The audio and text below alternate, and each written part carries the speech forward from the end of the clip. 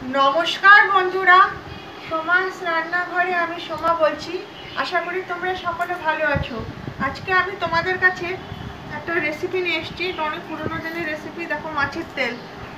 এটা বেগুন দিয়ে মাছের তেলের একটা রেসিপি করব। তোমরা সবাই জানো, তারা নতুন আছে তারা দেখতে পারো। এখানে পেঁয়াজ কুচিয়ে নিয়েছি, এখানে কাঁচা লঙ্কা নিয়েছি। ঝালটা তোমাদের পছন্দ মতো নেবে, সঙ্গে থাকো। দিলাম, যেহেতু তেলের রেসিপি আছে, একটা শুকনো লঙ্কা ফাটিয়ে দিয়ে দিলাম। পেঁয়াজ দিয়ে দেবো,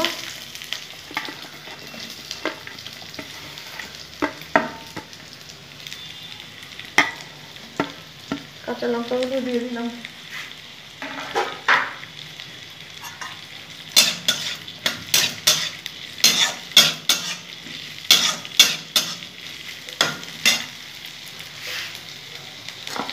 বন্ধুরা, রোজকার আমাকে তোমরা একটা লাইক দিয়ে আমার ভিডিওটা দেখা শুরু করো। তোমাদের একটা লাইক আমাকে ভিডিও বানাতে সাহায্য করবে।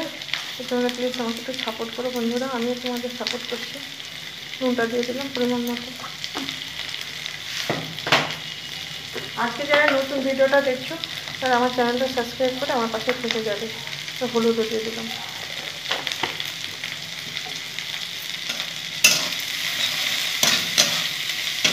এটা একটু ভাজা ভাজা করে নেবো বন্ধুরা, পেঁয়াজটাকে।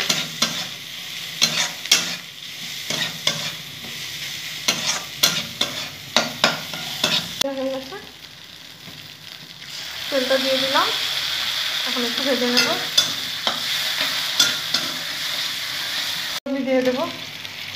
এটাতে আর জল দেওয়ার কোনো প্রয়োজনই নেই, কারণ মাছের তেলের যে ইয়েটা আছে জলের, সেটা থেকে পুরো আমার রান্নাটা হয়ে যাবে, আর কিচ্ছু দিতে লাগবে না। এই মাছের তেল খাওয়া বন্ধুরা ভালো, হার্টের জন্য ভালো। মাঝে মাঝে খাওয়া যেতেই পারে।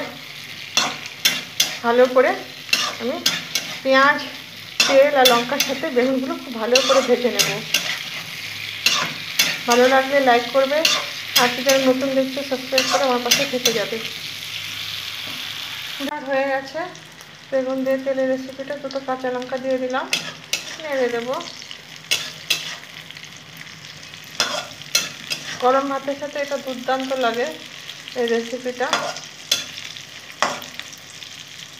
হয়ে গেছে। এতক্ষণ তোমরা আমার সাথে ধৈর্য ধরে যে ভিডিওটা দেখলে, এই জন্য আমার সকল বন্ধুকে আমার ভেতর থেকে আন্তরিক শুভেচ্ছা ভালোবাসা জানালাম। আবার অন্য কোনো রেসিপি নিয়ে হাজির হবো। এটা ঢেকে দেবো। থ্যাংক ইউ বন্ধুরা। অফ করে দিলাম।